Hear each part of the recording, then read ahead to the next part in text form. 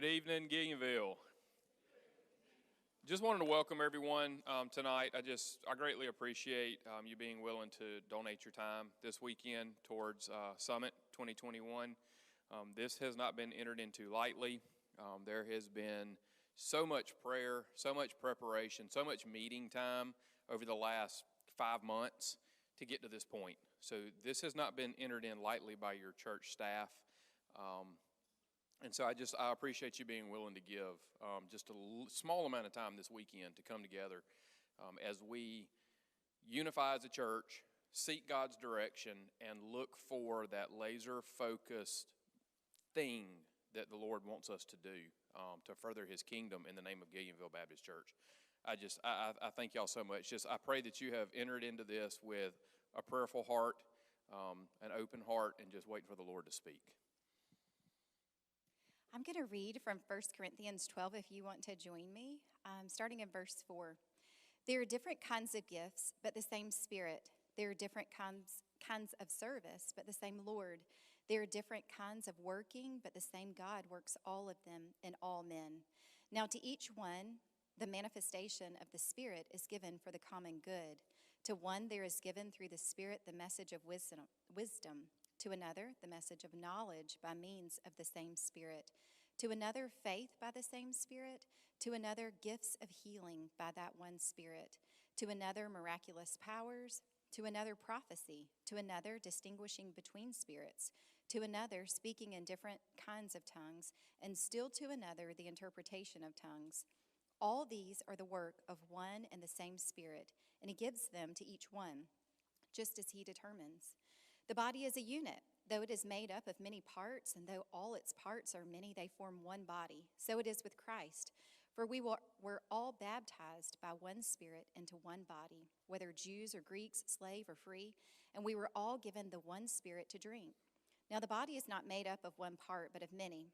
If the foot should say, because I am not a hand, I do not belong to the body, it would not for that reason cease to be part of the body. And if the ear should say, because I am not an eye, I do not belong to the body, it would not for that reason cease to be part of the body. If the whole body were an eye, where would the sense of hearing be? If the whole body were an ear, where would the sense of smell be? But in fact, God has arranged the parts in the body, every one of them, just as He wanted them to be. If they were all one part, where would the body be? As it is, there are many parts, but one body. The eye cannot say to the hand, I don't need you, and the head cannot say to the feet, I don't need you. On the contrary, those parts of the body that seem to be weaker are indispensable, and the parts that we think are less honorable, we treat with special honor, and the parts that are unpresentable, are treated with special modesty, while our presentable parts need no special treatment. But God has combined the members of the body and has given greater honor to the parts that lacked it, so that there should be no division in the body, but that its parts should have equal concern for each other. If one part suffers, every part suffers with it. If one part is honored, every part rejoices with it. Now you are the body of Christ, and each one of you is a part of it. And in the church, God has appointed, first of all, apostles, second, prophets, third, teachers, then workers of miracles, also those having gifts of healing, those able to help others, those with gifts of administration, and those speaking in different kinds of tongues. Are all apostles? Are all prophets? Are all teachers? Do all work miracles? Do all have gifts of healing? Do all speak in tongues? Do all interpret? But eagerly desire the greater gifts. Let us pray. Father God, we just thank you so very much for this weekend.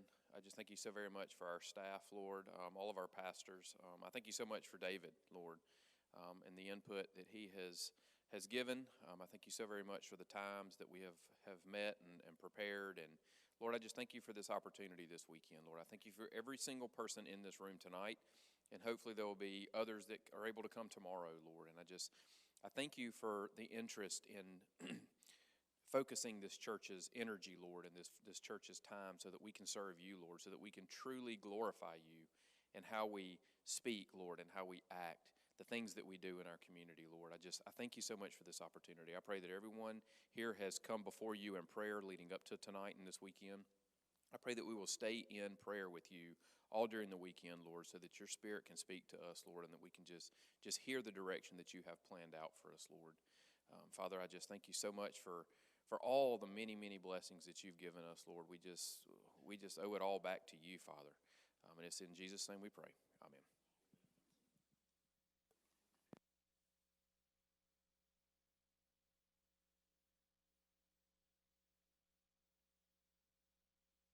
Introduced David. If you'll come on up, David's going to be helping us through the weekend. David, it's been a joy getting to meet you. Thank you. And I thank you so very much.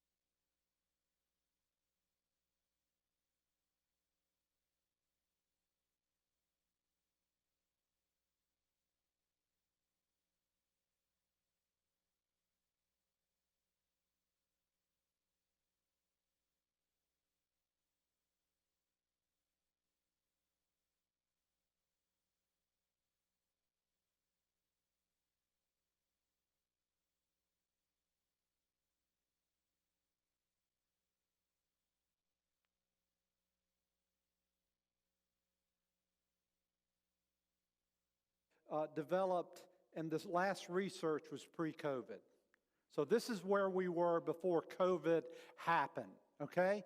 And so you can see that when they started, we stayed at 70% forever. And then in the year 2000, we were still almost at 70%.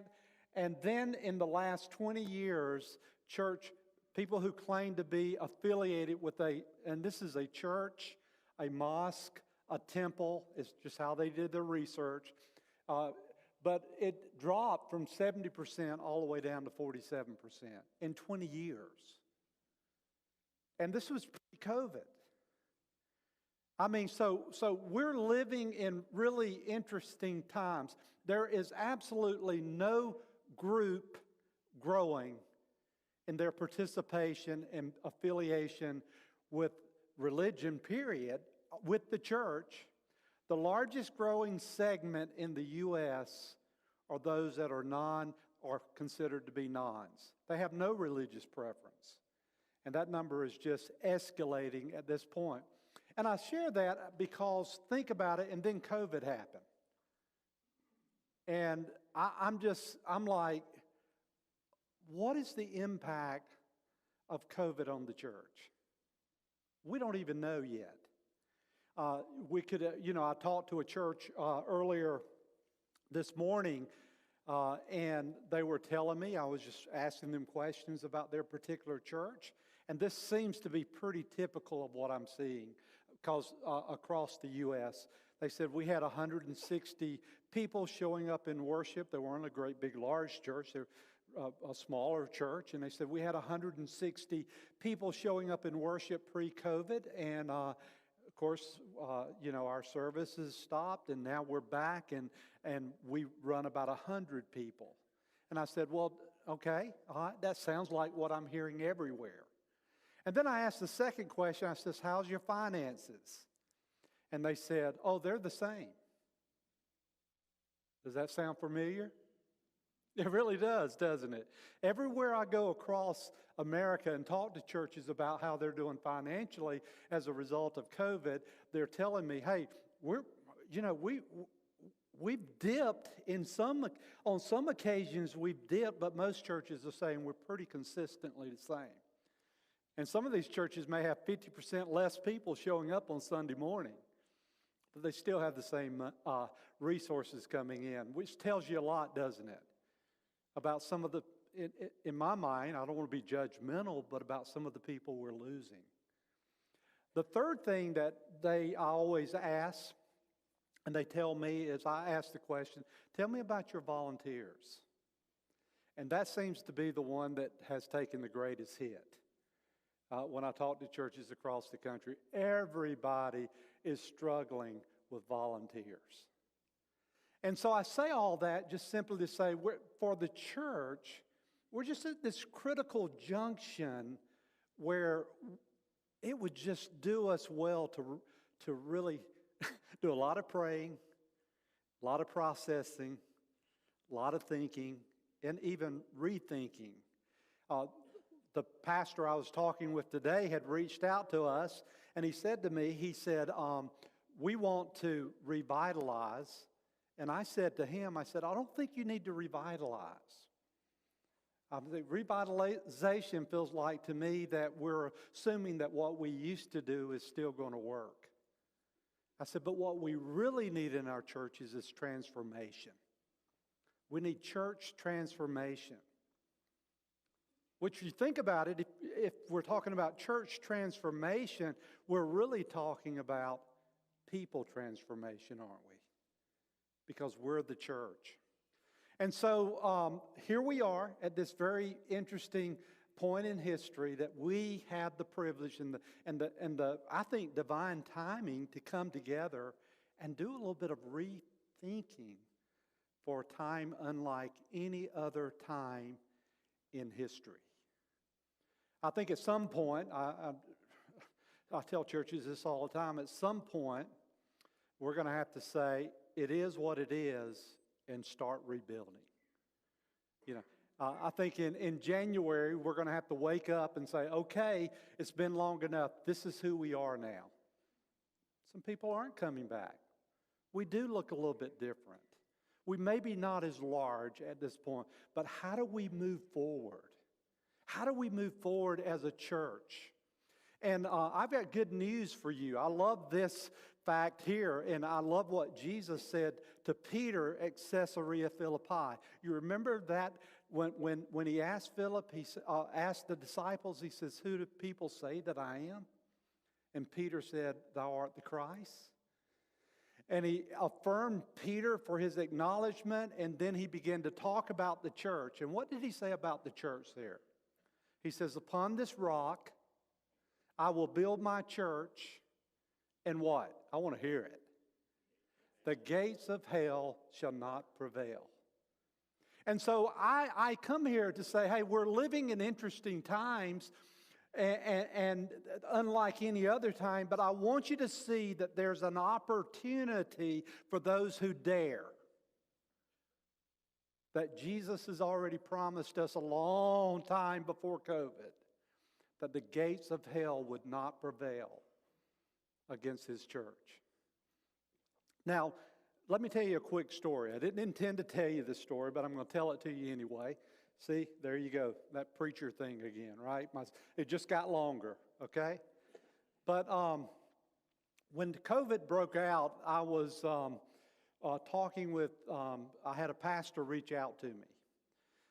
And he was a pastor of a really small church. And so I connected with him on Zoom, and I could tell that this was sort of new for him because he was upside down on the Zoom call. He was using a really bad it was just terrible, you know. I knew this is going to be a little bit of a challenge. And here's what he said to me. He says, "David, I know what you say about disciple making is right. Because that's what I do. That's what I'm crazy about. We got to go make disciples. That's what the church has got to rediscover. It's disciple-making calling." And he says, here's what he said. He says, "I'm 63 years old," talking about himself. He says, "I have a church of 60, and all I know how to do is run programs. Can you help me make disciples?" And so when he said that, I got off the phone, and I told him, I said, "Give me a week," because I really wanted to think about how I could help him, because I knew whatever I did, it had to be simple. And I put together a little simple disciple-making tool, and a week later, I trained him with it. And then after that, this is right when COVID broke out, and after that, so nobody's meeting, nobody's doing church, and I thought, I need to be using this. This is so simple, I can use it using Zoom.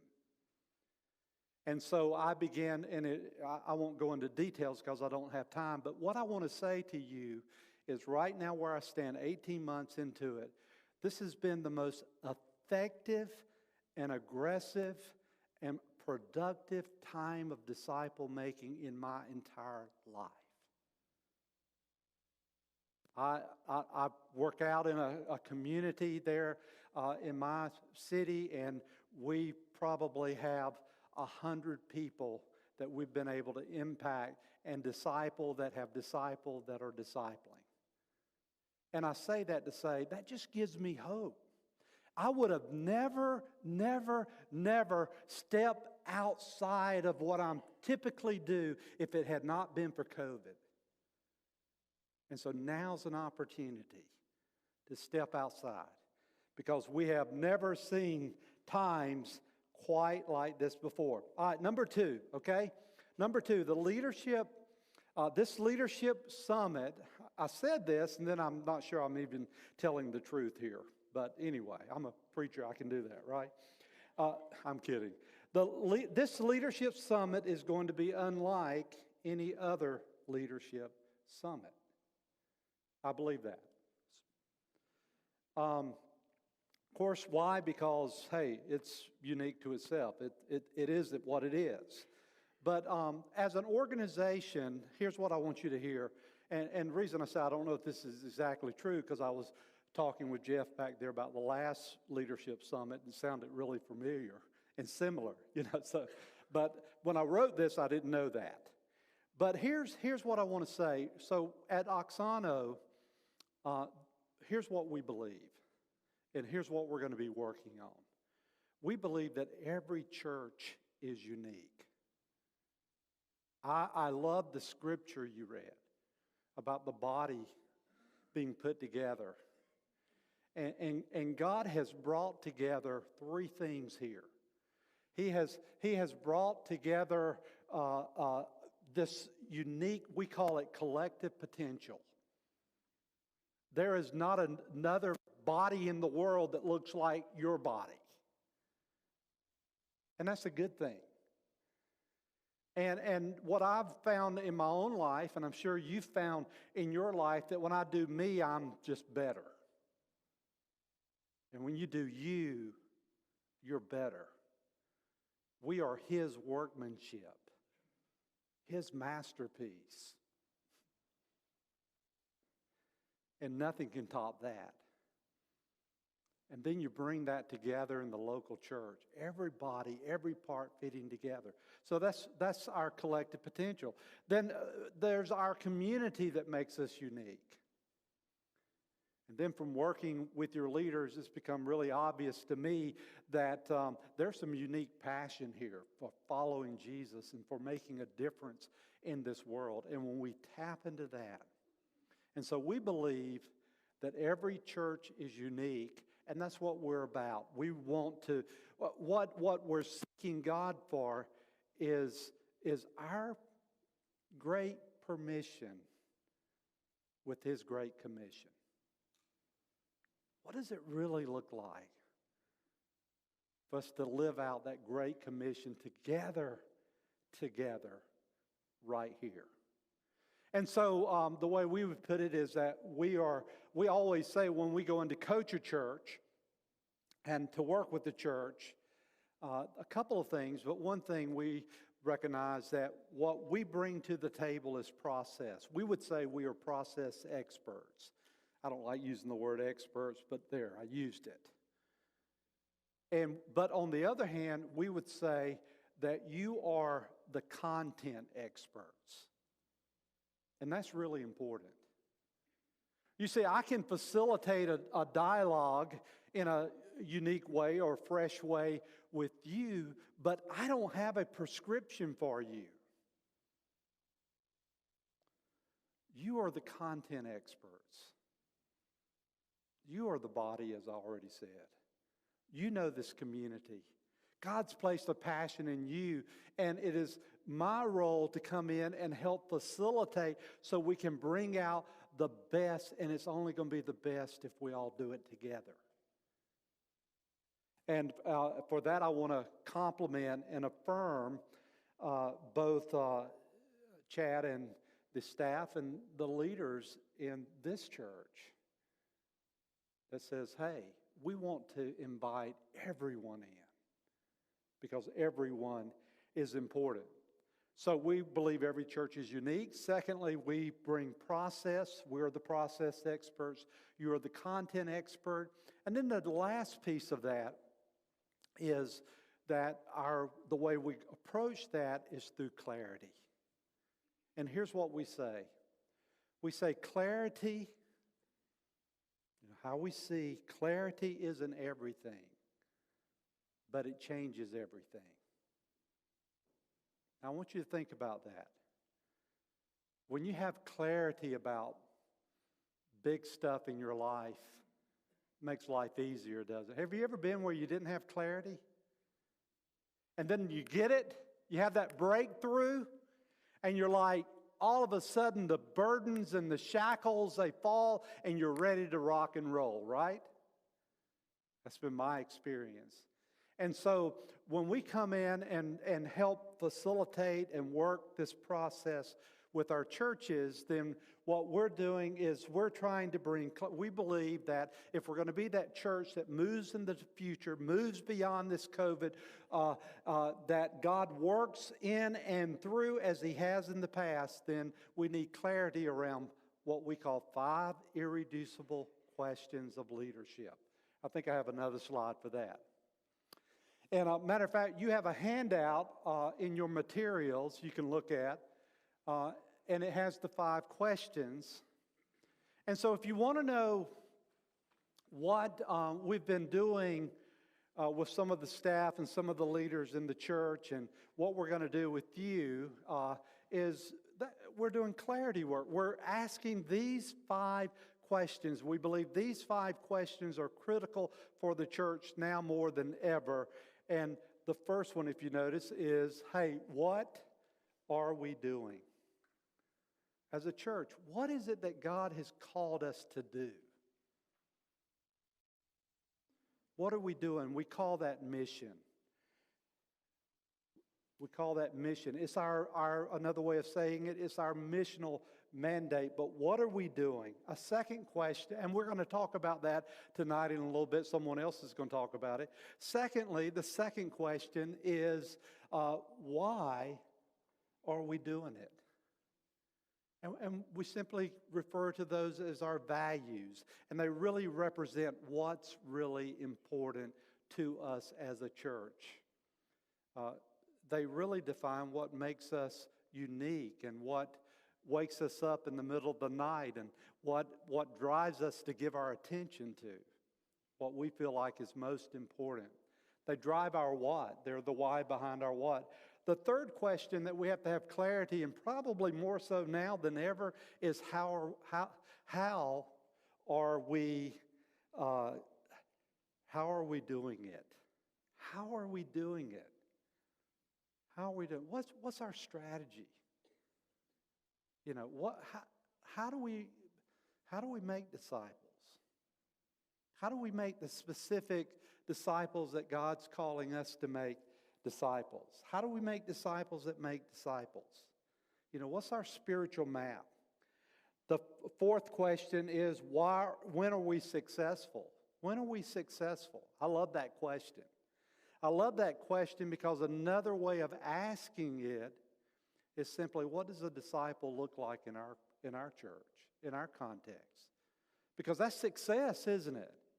If we have a disciple making mission, then our true success is disciples.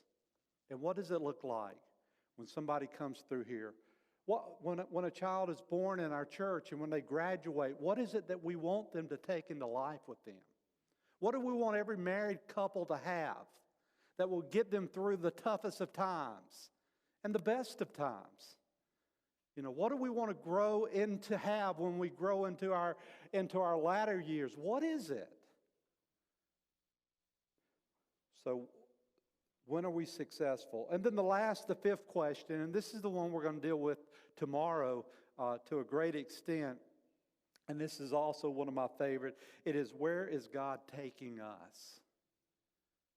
Where is God taking us? And so that's the question that a couple of weekends ago we spent a lot of time on, and that's the question that's going to dominate our conversation tomorrow. Okay? What is that next, building off of a strong foundation, building off of a past, what's that next, building off of this hinged time in history, what does that next chapter of ministry look like for us? Where is God taking us? How can we be more effective? How can we make more disciples than ever before? Well, and so we use this little tool. I won't go too far into it, but you notice the frame. We just use the frame because it's easy to follow. And so what we look at is, what are we doing? Why are we doing it? How are we doing it? When are we successful? And where is God taking us? And we just call it our vision frame. Let me go to the last thing I want to leave with you, and I want to give you another slide real quickly. And I actually want to give you a little bit of a test, okay? Look in your packet of information. There should be a pink sheet of paper. And it talks about, it's titled Assessing the Lower Room. If you can see, obviously you can see the screens up here. And what this is a picture. It's just a construct that we use called lower room, upper room. And we believe that this picture here represents the challenge that we face as a church. And so I'm going to have to explain that. Yeah, so think about it for a minute. If you look at the ministry of Jesus, he had, there in Acts 1, it talks about an upper room. Do you remember that scripture? What was it? Jesus had been crucified. He had already ascended, right? And he had promised his followers that he was going to send the Holy Spirit. And he says, wait on the Holy Spirit. Do you recall the number of people in the upper room? It literally gives us a number. That's the great thing about Luke, who's attributed with writing the book of Acts. He was a very analytical, number-driven person. I love it. What was that number? Somebody remember? Right on. 120. I'm always shocked how many people don't know that number, but I guess it just sort of hides in there somewhere. So think about, is that not amazing? That like the Messiah, the Son of God, God himself, lived on this earth, died on the cross, rose from the dead, and at the end of the day, how many people got it? Enough to be with him. 120 people. I just find that amazing. Now, what is also amazing to me is what 120 people can do. Because we're here today because somebody made a disciple that made a disciple that made a disciple that planted a church that planted a church. And you know how it goes. I want you to think, so we refer to that when we think about upper room, just for reference sake, that's what we're thinking about. We're thinking about that those are the people who get the mission of Jesus, are sold out, and are ready to give their life, charge hell with a water pistol kind of deal. Follow me? All right, how about the lower room?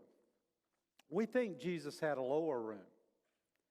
And when I look at his lower room, I think about the crowds that followed him. What was the largest crowd that we know of that followed Jesus at any given time? Anybody? I bet you know. How many? You remember that reference? A reference? 5,000. But it wasn't just 5,000, was it? It was what? Yeah, it was the women and children. And we really have no way of really knowing what that was. But, I mean, if everybody had one wife, which I would recommend, limit to one. And I would also probably recommend you limit children to about one. No, I'm kidding. Have a bunch of them. Have a bunch of them. When you get old, you'll wish you had. When you're young, you're glad you didn't. But, yeah, so, man, there might have been 10, 12, 15,000 people. So what happened? What happened? 10, 15,000 people seeking Jesus. I mean, just going hungry for days at a time to get close to him. And then when it all went down, there's 120 who really get it. And so when we think about lower room, upper room, that's what we think about. And so we believe the mission of the church is to develop, to raise up upper room disciples. And we believe, just like Jesus had a lot of people, think about it. If you went out in this community and you asked a simple question, if you could, it'd be hard to do. How many of you are part of our church? Consider, to be a part of our church. Man, you'd be amazed. I mean, you probably hear it at the local store sometimes. People talking about something might reference, well, my church, or somebody calls you when somebody dies and say, hey, I've been a member of that church, I just haven't been in 30 years. Or just look at the Sunday morning crowd, right? I mean, and over the course of a month, we're told today people come to church about 1.7 or 8 times per month. So chances are, whatever you have on Sunday morning, your real church size is 3 times that size. They ain't gone anywhere. They're just not coming anywhere. They changed their behavior. Their pattern of attendance have radically changed. People are traveling. Some of us are traveling, right? Some of us are going to see children. Some of us are vacationing more often. It's the world in which we live. But what I'm saying is we have a lower room and we have an upper room. And the real task at hand is to grow the upper room. Let me give you one last illustration, and then I'm going to be quiet for now. But whenever we work with churches answering those 5 questions, we always do it through the lens of a fictitious character we call Joe Grow. So think of Joe Grow as maybe, and this will be real relevant to our discussion later on, think of Joe Grow as maybe a neighbor who you've been praying for. You've been Christ-like towards him. You've invited him to church, and maybe he's come. And maybe Christ has begun to change his life. That's what we're praying for, right? And so Joe Grow is that person who comes in our church. He's not really church broke. He really doesn't know the routine, but he's hungry and he's eager to follow this Jesus he's beginning to discover, or maybe he's already discovered. And so when we think of those 5 questions, by the way, here's my poor drawing of lower room, upper room. And so when we look at Joe Grow, when we talk about the first question, mission, what are we doing? What is our mission? The way we like to look at that is that's what Joe does. The mission of the church is what we want to equip Joe to do as a new believer. But it's also what we must be doing. You see, the mission of the church is not what the pastor does or the leadership team does, but it's what every individual in the church is doing. We're living out the mission of the church. When we look at the why, the values, this is what Joe knows when he walks in. He sees it. He experiences it because we're living it out. When we look at the question, the why question, the strategy question, how we're going to do it, this is where Joe goes.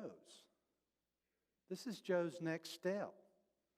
And as a church, we should always be able to point Joe in a direction that's going to move him towards life change. Where does Joe go? Then when you look at the measures, what did I say? That's what a disciple looks like in your context. That's what Joe becomes. That's what we're all working towards.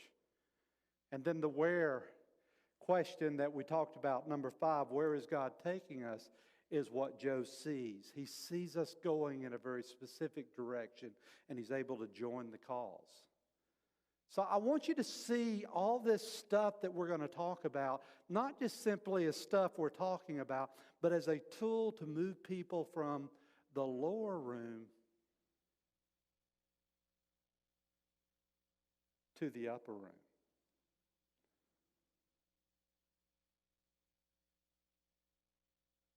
And so that's the idea behind the lower room, upper room. Now, I say this is going to be unlike, this solution is going to be unlike any other solution, because primarily what I wanted you to do, and I got sort of sidetracked, was what we find at lower room, we call this lower room identity, that if I walked into your church on Sunday and I asked the question, what first attracted you to church? Or if you looked around and you asked somebody new why they were here, or if you just simply for yourself thought through it, why do people come and stay at our church? There's typically 4 things that we focus on. One is they come because of people. I mean, how many of you honestly could say here today that I'm here because of the people of this church? Give me a little wave. Yeah, that's a big one, right? Like, the very first time you came in, you probably said something like, "Hun, that's like family. Those are the most loving people I've ever met." These are good things, okay?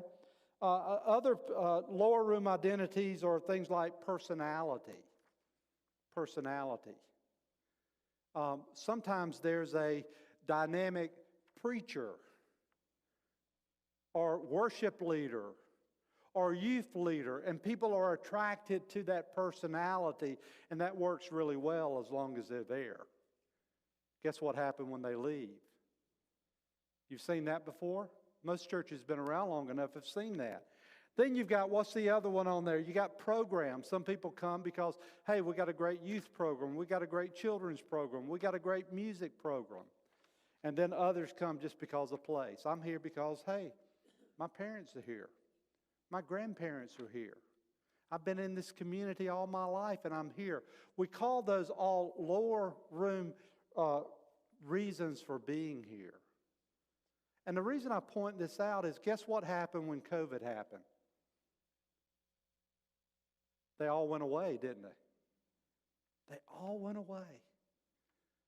But yet the gates of hell, this church that resides in the upper room, the gates of hell shall not prevail against that church. And so the best of days is ahead of us. And so that's what we're seeking. And so we're so glad to be here, and that's what we're going to be working on as we continue. So I'm going to hand it off to Jeff, and thanks for letting, Chad did tell me I could go as long as I wanted to, and then he gave me a note to go 15 minutes, so I ignored the note. Okay?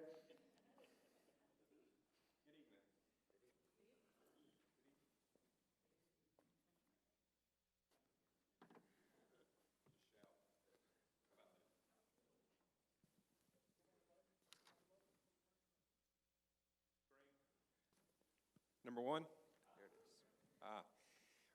There it is. Still good evening. I just want to share just a few minutes on the process that led us to this weekend, and just a little bit of background to do that. A component of deacon service at GBC is pastoral support for our 5 pastors. And one of my areas of service as a deacon is support for Pastor Chad with specific focus on leadership and vision. And what that looks like somewhat from afar is a lot of early morning conversations, prayer, and way too many sausage and biscuits.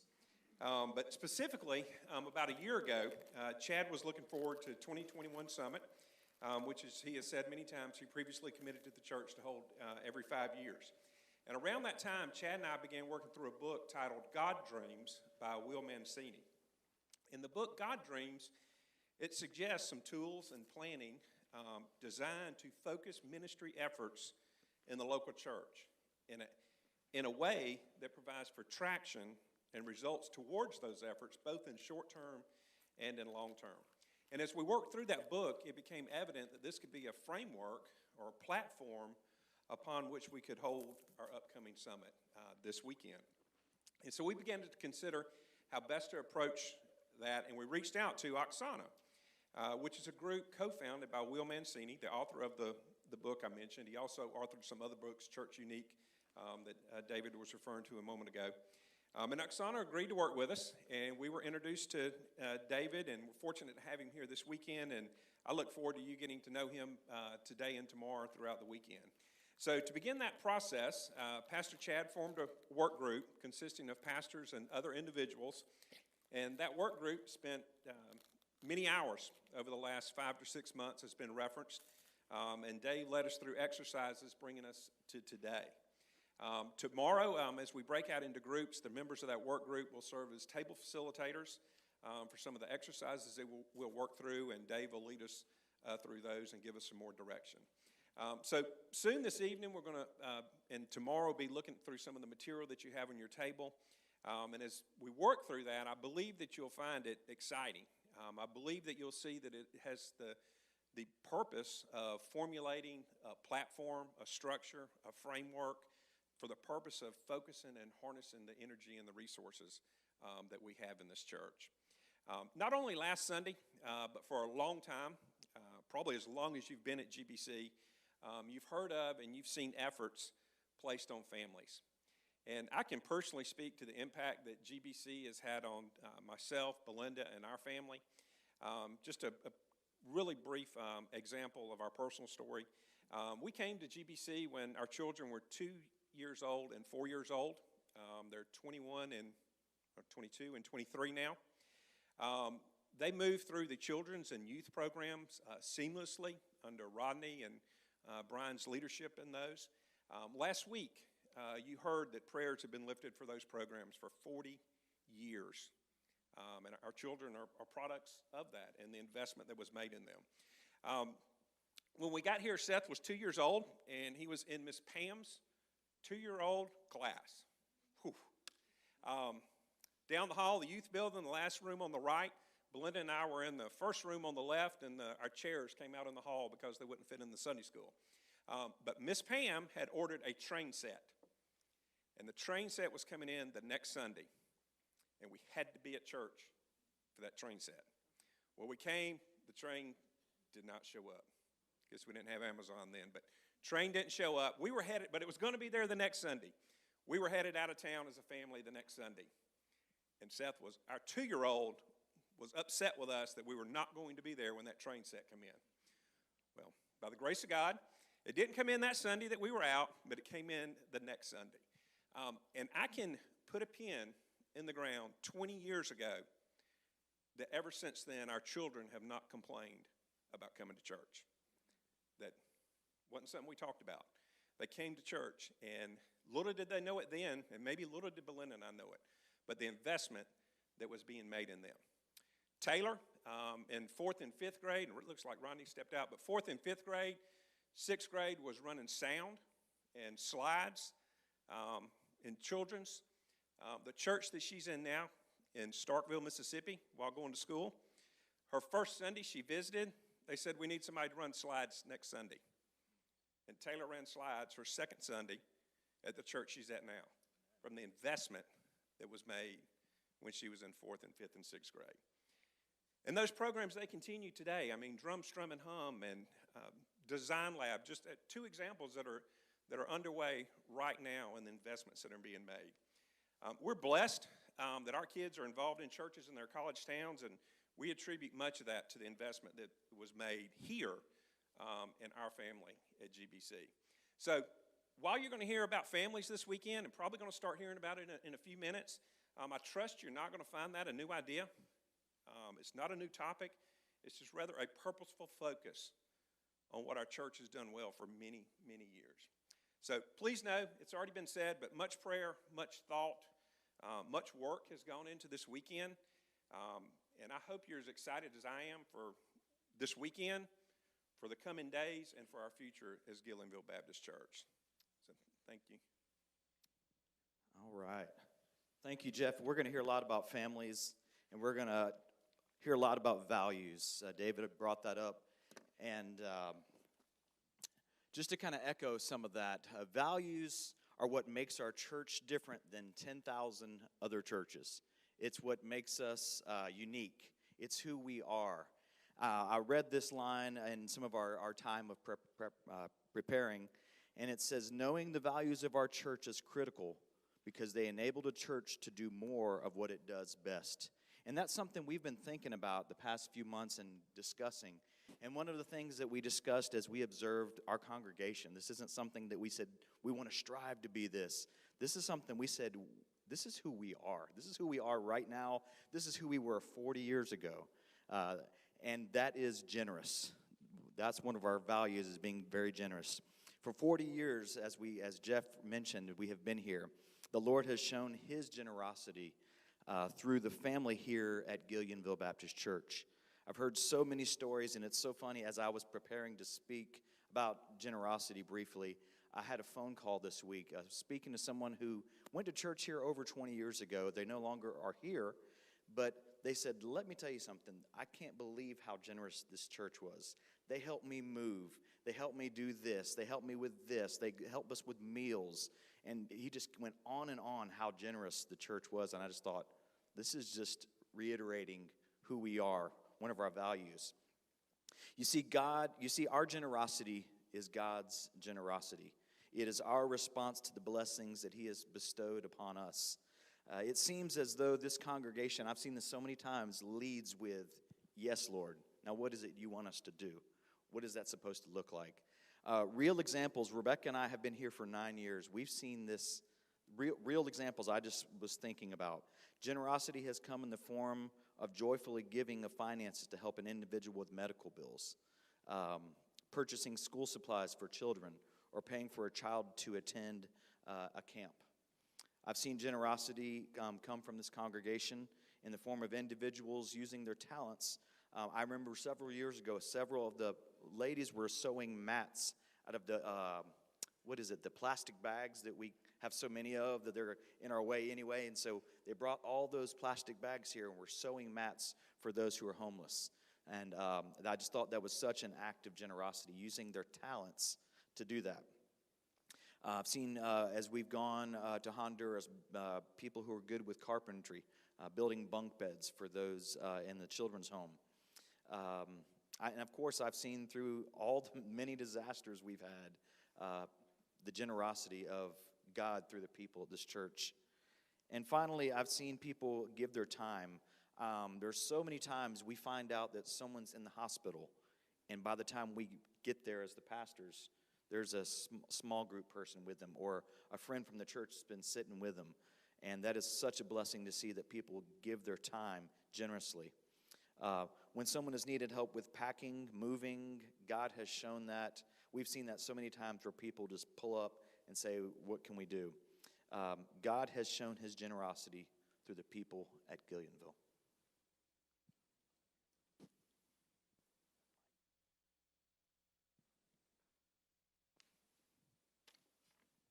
Hey everyone.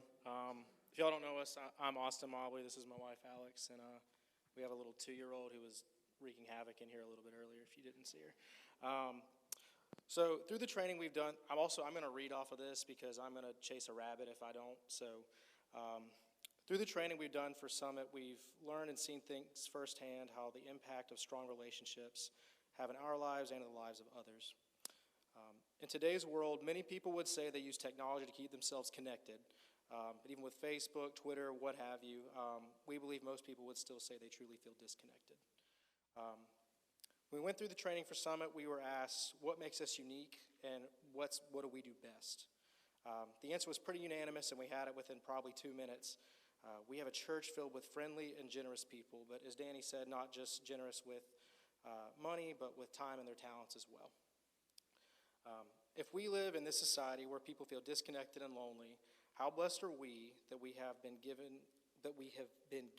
with the tools and people that we have at our church? So how does it all come together? Scripture is clear on the importance of fellowship and iron sharpening iron. I can't talk. If you're in our Sunday school class, you're used to this by now.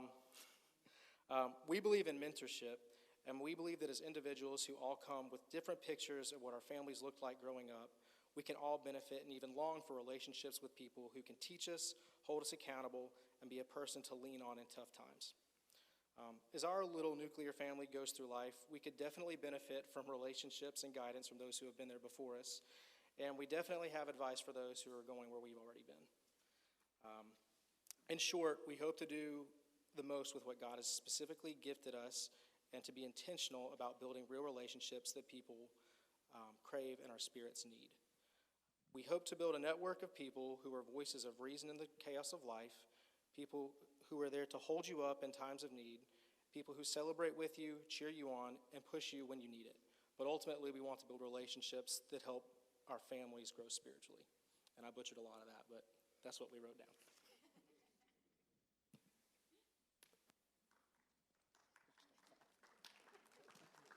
Thank you, Austin and Alex. As we think about the value of generations, I want to just ask you, take a moment, look around the room. Look at the faces at your table. Look at the faces at the table adjacent to you. Look at the faces across the room.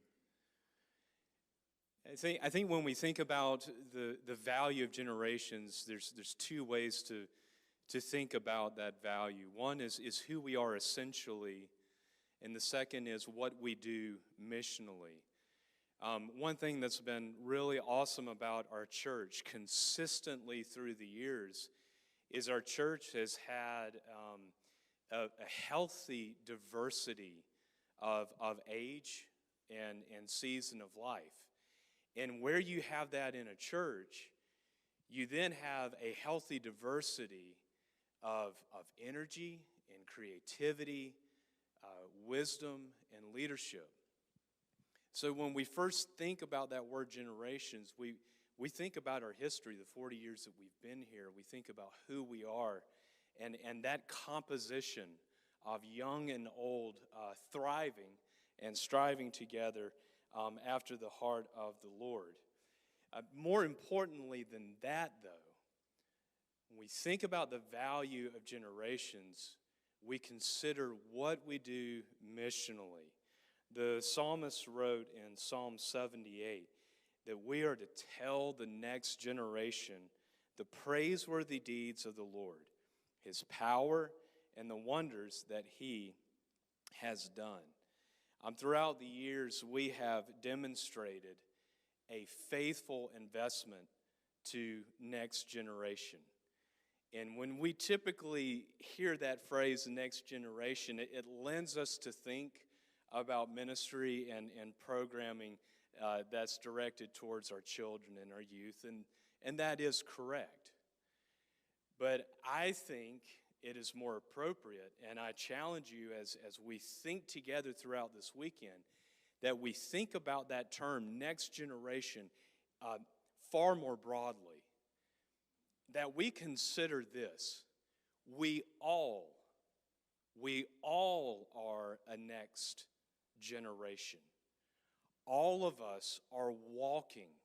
We are striving and following after others who have come before us. So we know that when we think about that word generation, it can have a couple of different axes to it. It can have a couple of different meanings. When we think about the word generation, we can think about those who are bound together by the fact that they're in the same season of life. Then we can also think about generations as those persons who are bound together in family lineage. And both of those are correct. And both of those axes are necessary for true and healthy discipleship. That when we're doing our job, we are coming alongside one another, those that are aligned with us in our particular moment, our particular season of life. And at the same time, we are reaching back to those who are coming behind us. That's a biblical idea. It is generation speaking to generation the goodness of God. And that is one of the great strengths that we have here at our church. Pastor Chad. Hey, Brian, hang out for just a second. All right, let's get my mic on. Is my mic on? No? I'm muted? Is that on? What's going on here? Well, do you want my mic? No, I've got the old mic. I like it. All right, we'll fix it. Hold on, guys. You move funny. It breaks. Here we go. All right. Here's the question. Does that sound like you? I mean, does that sound like the Gillionville that you love when Gillian's at its best? Is that who they are? Because here's what we did. As your pastor is sitting around getting ready for this moment, we didn't get in a room and say, let's just try to imagine what we want to be. We didn't want to be aspirational at all. That's your job in this room this weekend. We simply asked, who is Gillionville? What has God given us? Are you generous? I've seen you guys give and give and give. Of your resources, of your time, of your energy, of your talents, of yourselves, for each other, for the greater good. Are you generous? No rhetorical questions tonight. We're families, just us.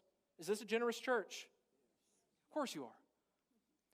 Do you value relationships?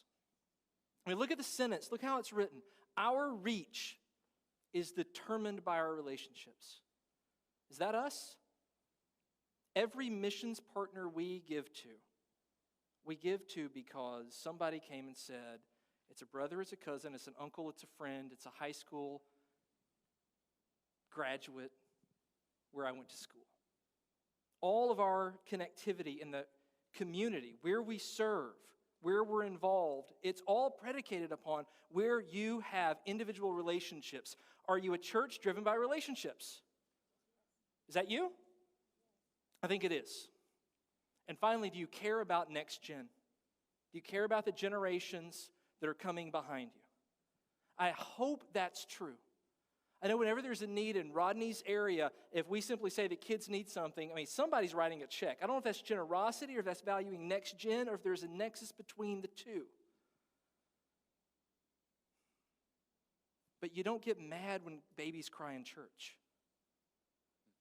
In fact, I think, Ray, you'd get mad if they didn't. Are you a church that values the next gen? Yeah. Let me tell you a story. 20 years ago, I heard of Troy Nesbitt for the first time.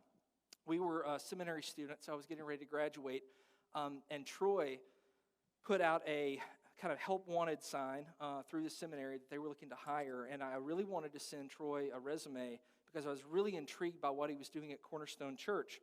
There's only one little problem. Do you remember the Cornerstone discussion? It's Cornerstone's in Ames, Iowa. And while you guys, that's home sweet home, right? My dear wife, who's from Montgomery, Alabama, said, we are not moving to Iowa.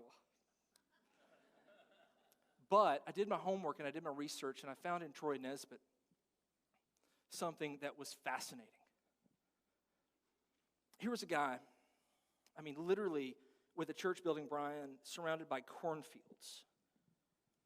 In a town that's not much. I mean, it's a big college and a whole lot of cornfields, and that's kind of Ames. Windmills. My Iowans, is that Ames? Is it close? It's a gross caricature, I know. But here's what Troy was doing that I thought was fascinating. Troy asked the question out loud. He said, what would happen if we took an entire church and we aimed it at one thing? I don't mean we don't have children's ministry and youth ministry and women's ministry and a brotherhood ministry, and we do missions. Like, they do everything that churches do.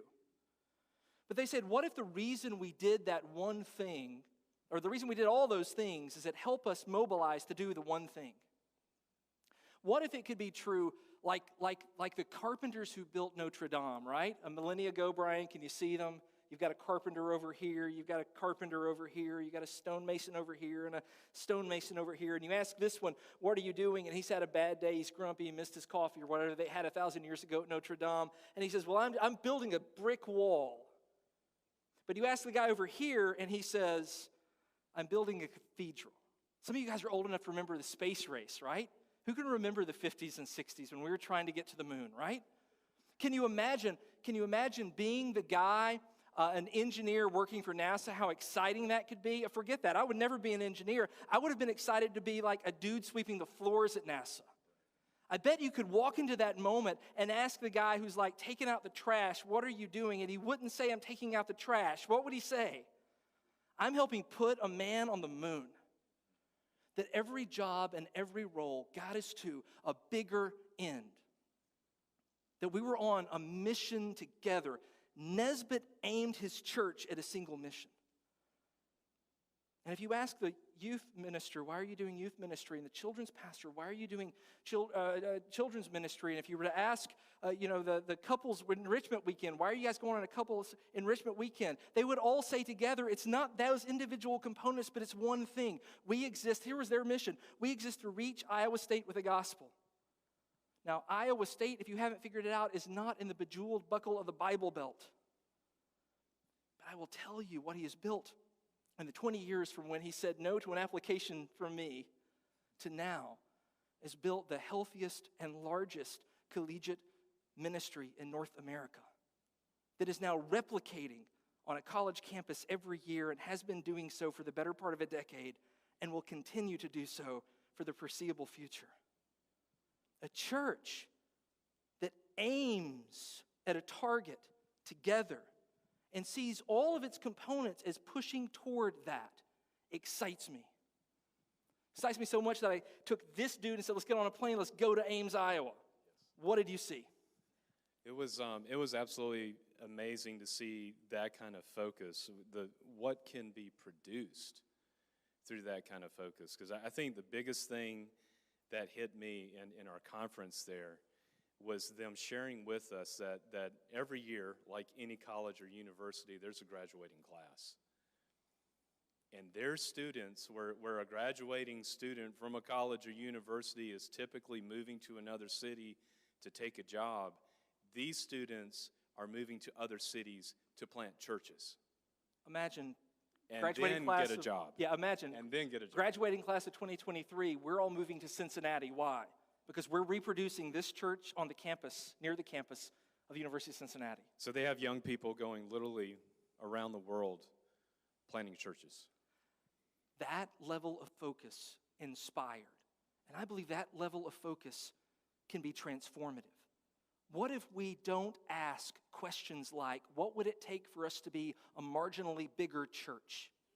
Because maybe the goal is something better than simply being a marginally bigger church. I can tell you, if the goal is to be a mega church, a lot of their goals is simply to be a marginally bigger mega church. And there has to be a better goal.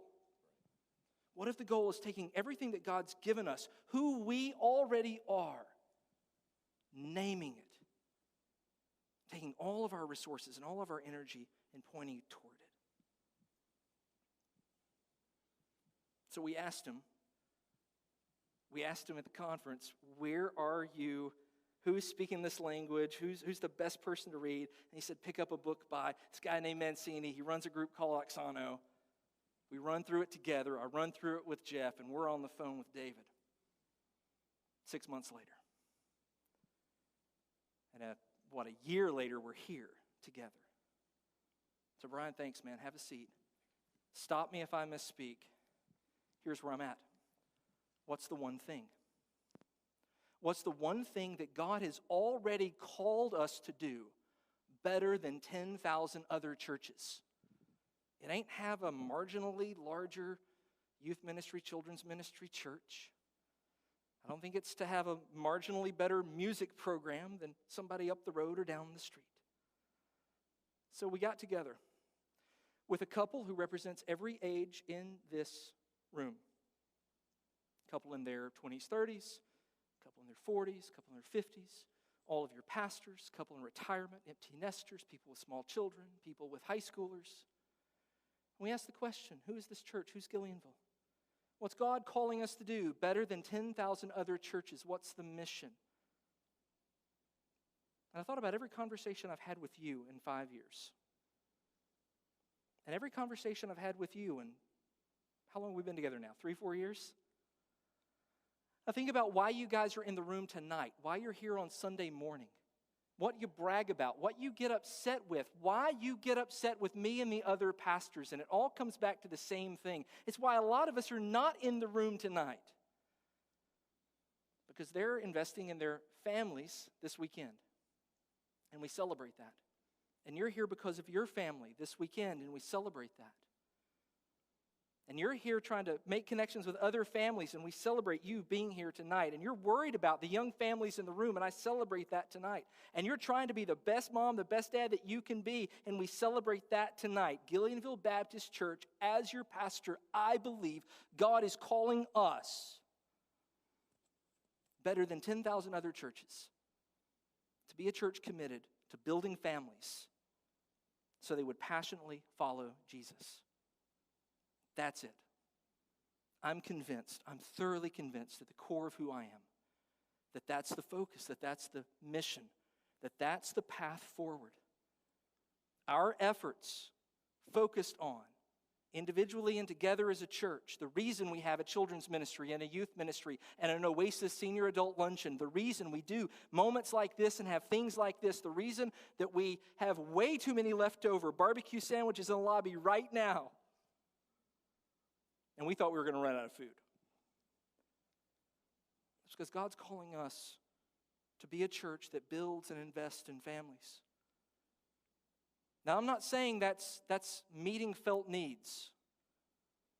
And no, I'm scared to death, and I think my entire team, Miranda, stop me if I'm wrong, the entire team's scared to death that a senior adult is going to hear me say that and go, well, there's nothing at church for me. And you're missing it. We're not talking about what we do for you. We're talking about what God has called us to do together. Not the programs we create, but the mission that we're on. Ray, does that make sense? Why teach middle school boys in small groups on Sunday mornings? Why do it? Well, go for it.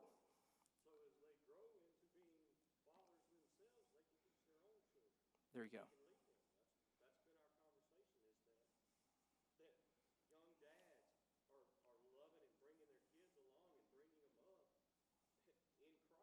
That's it. So me saying, I think God's calling us to that mission. Does that make sense to you? Yeah.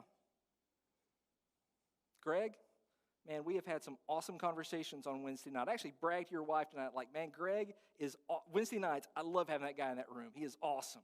He's bringing wisdom. He's bringing opinions. Why are we in that room together, man?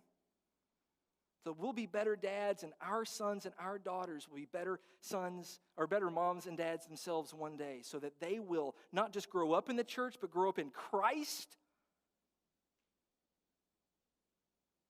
I know why I'm giving my time to you on Wednesday night is to help build your family to passionately follow Jesus. Guys, does this make sense?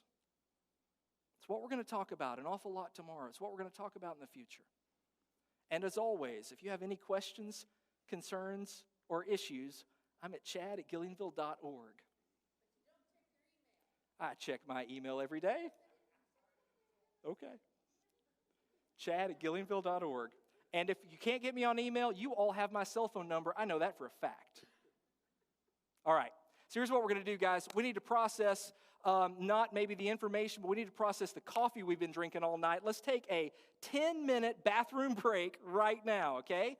10 minutes. That means, look, my clock, your clock, 8:05, we're back in this room. Why? Because when we come back at 8:05 sharp, David's going to be back on the stage to take us through a very important exercise that's going to help get us into teams to work tomorrow.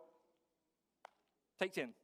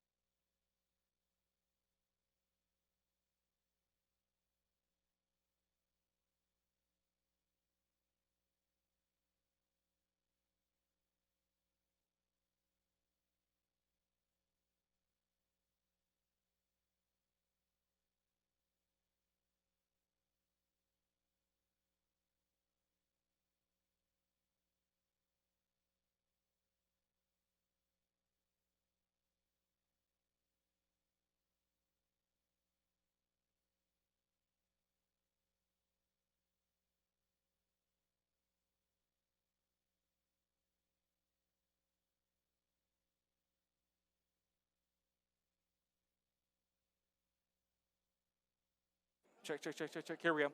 Hey, guys, come on back in. Let's grab seats. We need to dive in if we're going to finish on time at 8:30 tonight. A couple of quick words about the rest of the weekend, just so we're all on the same page. Tomorrow morning, we start back at 9 o'clock. Very good. Hoping to have lunch around noon. There'll obviously be a break in there. Really, tomorrow, guys, we're going to be in small groups working off of David's directions. Very fluid. We hope to be wrapped up by 3:30 in the afternoon. We will be having small groups as regularly scheduled Sunday morning. We're not going to be doing Oxano groups on Sunday morning. We're doing small groups, and then we are going to be in here for worship. I'm going to be reporting for the full church, both what we've said and what you say tomorrow. So that's what will be happening Sunday morning in here at 10:30. That being said, without any further ado, David, come on. Okay, so we've got 20 minutes and we're going to get out of here on time. Somebody laughed. All right, behave yourself.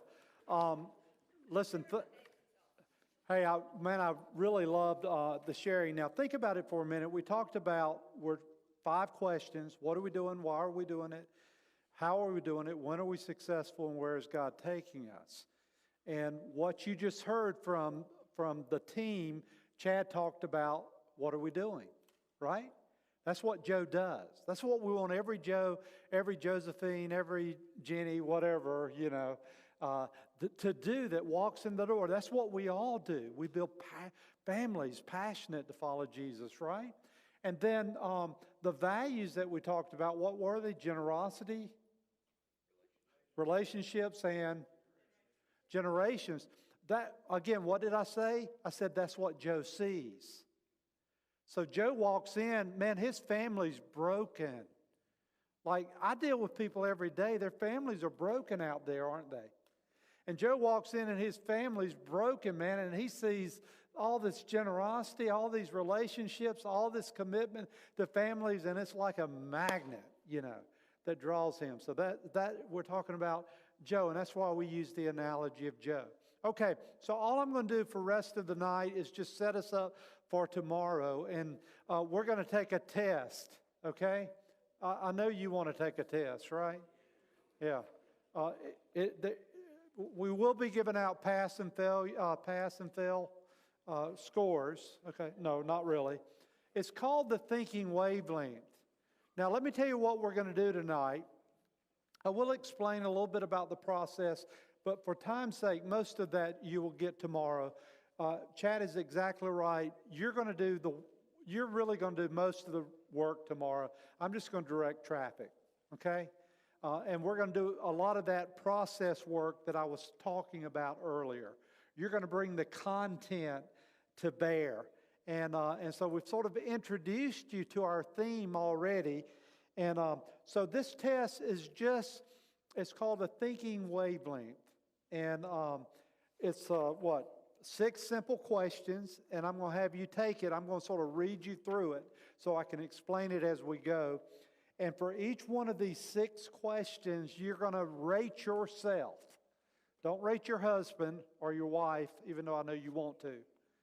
I want you to rate yourself on a scale of 1 to 10. Now, I'll go over it, and then at the end of that, you're going to total those up and divide them by 6 and get an average. And then you're going to, matter of fact, then what I want you to do is just write it down. Well, there's a place down there to write it down. Duh. Okay, there we go. So you'll just write down your score, and we're going to transfer it to something else a little bit later. Then I'm just going to get a little bit of feedback. Let's have a little bit of fun with this. This is always fun. I'll explain what each one of these mean as we go along, okay, and we'll see if it nails it or not. But it really just does a simple analysis of how we think. And so, in other words, we don't want everybody who's real conceptual and big picture thinking all to be in one group and everybody who thinks detail to be in the other group. We really need to divide people up evenly where we can benefit from everyone's input. So that's why we're doing this, if you want to know the why behind the what. So, question number 1, walk with me, okay? What is your relationship to risk? In other words, on a scale of 1 to 10, you're a 1 if you cannot take risk. If you're risk averse, you're probably a 1. I just can't take a risk. Hey, if you're the kind of person who jumps out of an airplane without a parachute, you're probably a 10 plus, right? So, yeah, you're dead. You're not even here anymore. Yeah, you didn't make the meeting tonight. Yeah, but you get the idea, right? So on a scale of 1 to 10, give yourself a rating. 1, I cannot take risks. 10, I'm always on the edge. 5, I'm just sort of in the middle. Okay? And think about it. Try to rate yourself. Don't give yourself all 5s because you'll sort of disqualify yourself a little bit, you know. Unless you really are a 5, you may be a 5. Okay? Is that simple enough? Everybody got it? Let's go to number. Anybody having trouble scoring it? She is. I understand. There's such a, hey, you know what it is? It's the risk you got to take to score it. You might get it wrong. Hun, put 1 down on that page and just keep rolling. No, I'm kidding. I'm kidding. Number two. What is your relationship to change? What is your relationship to change? A 1 cannot embrace change. Okay? When change come their way, they push back. Even this kind of conversation is uncomfortable. You know, are we talking about doing something different? They complain, they fight for keeping it the way it was or is. A 10 will create change if it isn't happening. You know, we just want to change stuff. I walk in my house, my wife's changing the house for the 3rd time in the month. Well, what are you doing? I just didn't want to change something. She's probably a 10, right? Yeah, absolutely. You must be married to a 10 also. And if you're sort of in the middle, just give yourself a 5, okay? Everybody take a moment, think about it. What's your relationship to change? 1, I don't like change. 10, I can't wait to change or make a change or be part of a change. 5, right in the middle. Everybody got it? I don't want to get ahead of you. All right, number 3, let's keep moving. And by the way, if you miss one, you can go back to it when I get through. You know, you can think about it a little bit. Number 3, how do you process logically?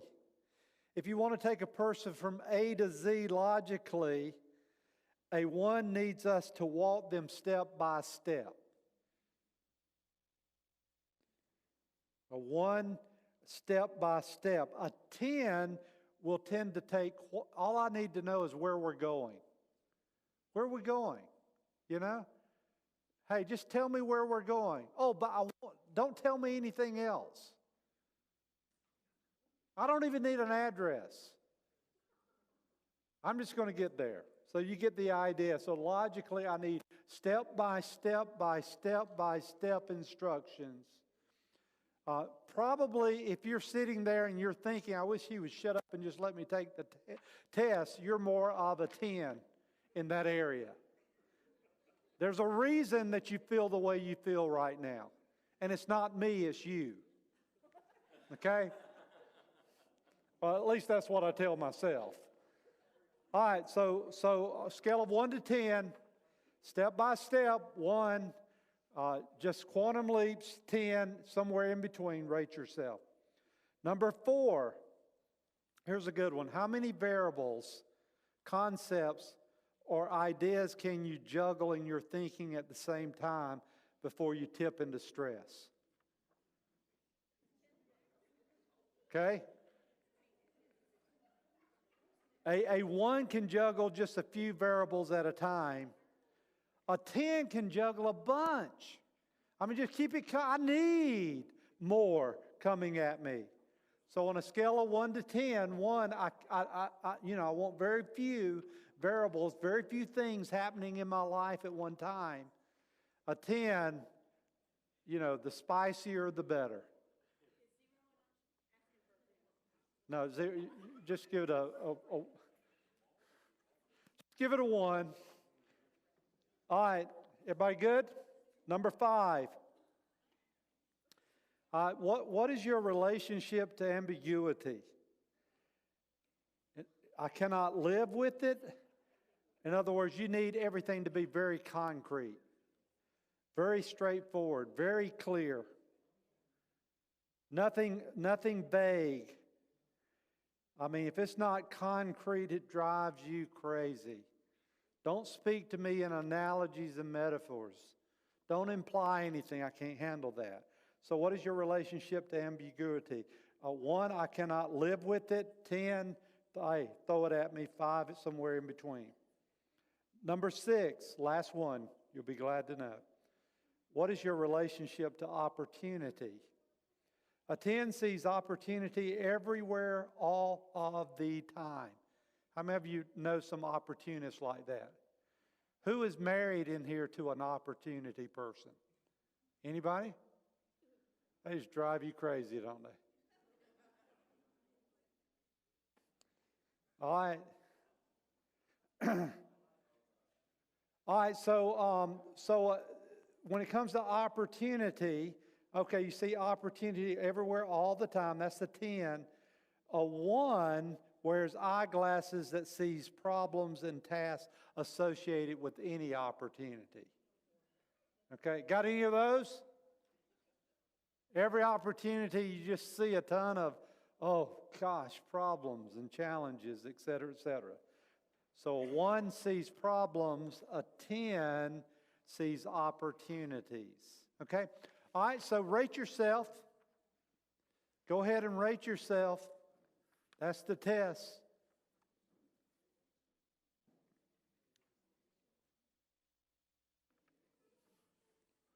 All right, now total those 6 up. Do your math well. Total those 6 up. And then from there, divide by 6, and that's your score. Okay, so go ahead and total them up, divide by 6, and that's your score. That's the number we're going to work off of. Do what? Yeah, decimal points are good. Just 1. 1 is enough. Just round up. Just round up. Yeah, 1 is good. 1 decimal point is good. Round up.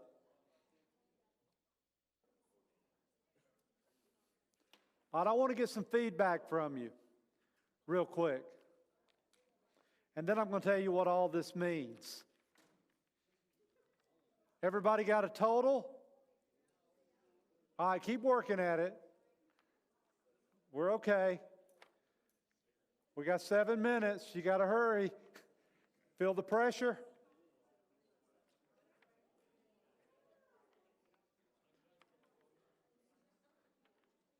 Okay. If you will total that up,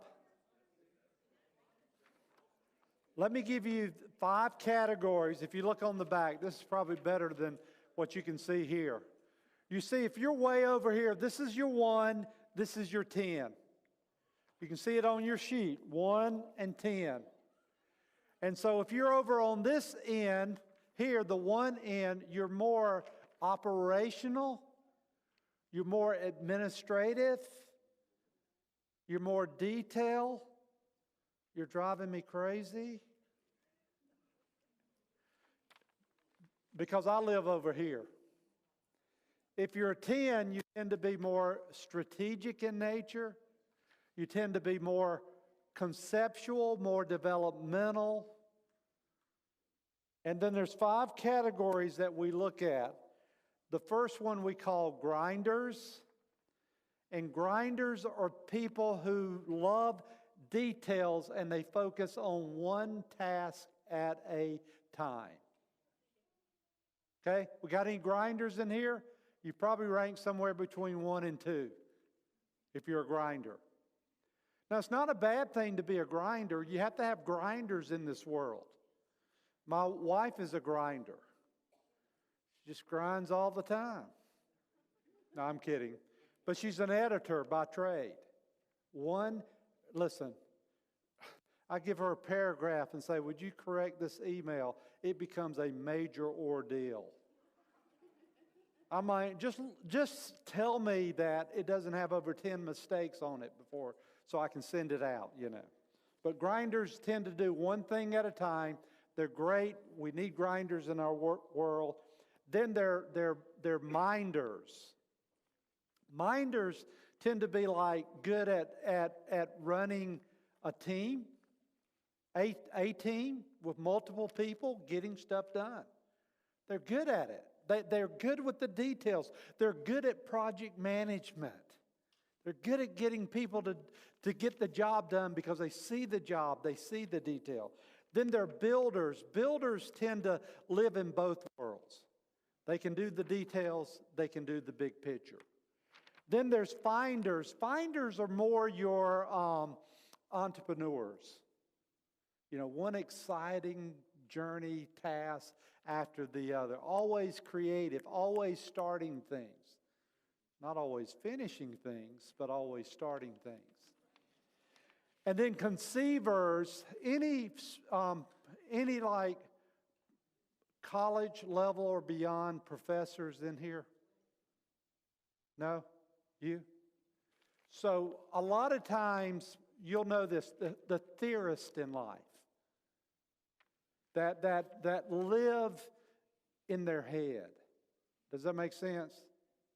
You know, collect ideas, but maybe never because of situation or because of wiring do anything with it.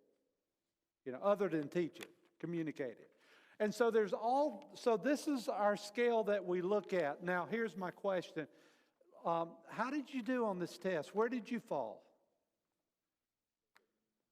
Builder? So anybody here would say, and even by description, that I'm more of a grinder. Just let's have fun with it. I got one. Okay. One grinder in the whole room. Oh, two. We're up to two. Yeah. How many of you are minders? Just curious. Minders. A handful of minders. Who finds themselves sort of in the middle? The builder. Majority? How about our finders? Finders. Yeah, got a lot of finders in here. Oh, this is going to drive you crazy. We're going to get into some details. God bless you. If you can't act right tomorrow, don't even come, okay? All right, I'm kidding. All right, how about our conceivers? Who are our conceivers? Got some conceivers? Never get anything done? Is that what you're confessing to? Let me ask that question again, a different way. How many of you have a lot of ideas, but you don't do much? I'm kidding. Some people are confessing that sin right now. Okay, so here's what I want you to do. This sets us up for tomorrow, and it's important for you to do. I need you to do three things. Number one, I need for you to take your name tag off and leave it at your table tonight, because we're going to put you in a group tonight. Okay, and so we'll do it by name tag. So everybody take their name tags off. Secondly, I want you to indicate where you fall on our thinking wavelength. You see all these descriptions are right here. Just mark which one you are, okay? Mark which one you are. And then the last thing I want you to look at as we talk about family tomorrow is we've got 5 areas that we're going to focus on. And I want you to pick your number one preference and put number one by it, where you feel like you have the most passion and you can make the greatest contribution in terms of dialogue, okay? And we'll go over what all this means when we got more time tomorrow. And then I want you to put a 2 where it would be your second preference, because, you know, obviously everybody won't get their first preference. And then what do you want to do with it? Just leave it on the table, okay? You don't have this? We'll get it to you right now. Okay, sorry about that.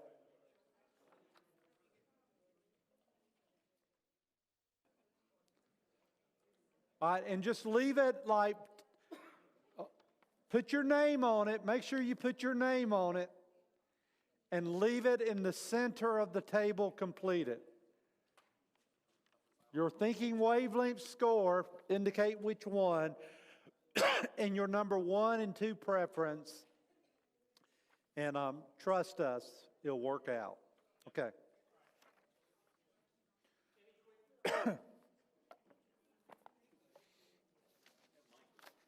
Any quick questions about this? Can I explain? Yes. Okay, so these will be the groups that we're working on, right? This is the tactical, practical, what we're actually doing, discussing. It's a work group. Those work groups, really quick, let me walk you through this. Oxana and team, make sure that I get these descriptions right. The first one you'll see is communicate with our church family. It's just that, right? Belinda, just shout out a quick explanation of what that might be, what that might look like. A team that's working on that might work on.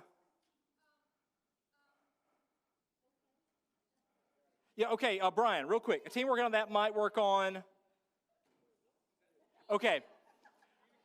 Hey, a team might work on a communication system for the church. It might work on a strategy for actually measuring whether or not we're committing or we're communicating well the mission, vision, values of the church to the church body, right? There are a million things you could work on, but it's essentially us talking to the church body, communicating to them. You with me?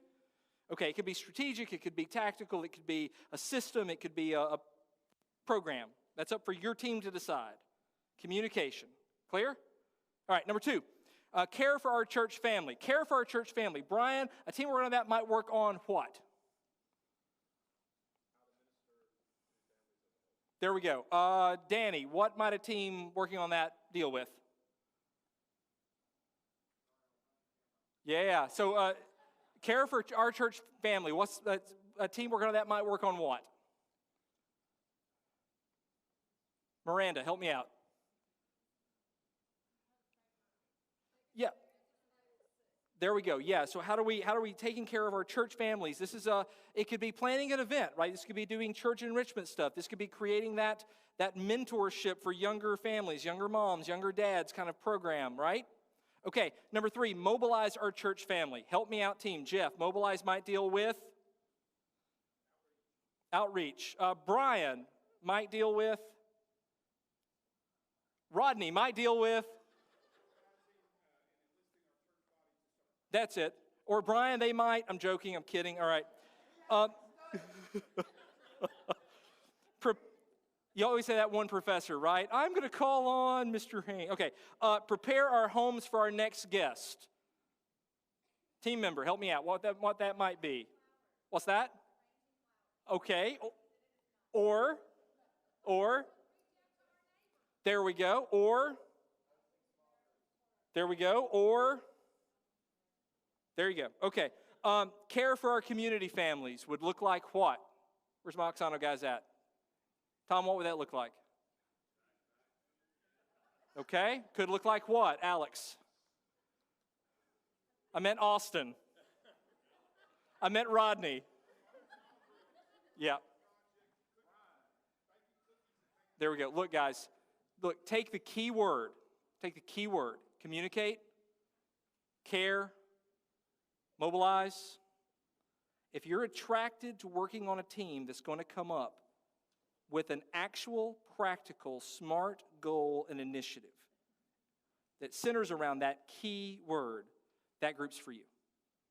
Pick 2, 1, 2, put it on the middle of your table with your name tag, and that way we'll get to arrange. So when you come back tomorrow morning, your name tag's going to have something on it to let you know which group you're working in. We get started at what time tomorrow morning? 9 o'clock. Guys, that means I'm opening the doors at 8:30. I hope you come early so we can work at 9, lunch break around noon, done by 3:30, reporting back to the church 10:30 on Sunday. It's going to be a great weekend. Thanks for being here. If you are not coming back tomorrow, listen to me. If you're not coming back tomorrow, bring your name tag to me. That way I'll know not to put you in a group. If you're going to be gone part of the day tomorrow, go ahead and put your name tag on the table so I can assign you to a group without regard to when you're going to be here. Sound good? Y'all have a great night. God bless you. See ya. Bye.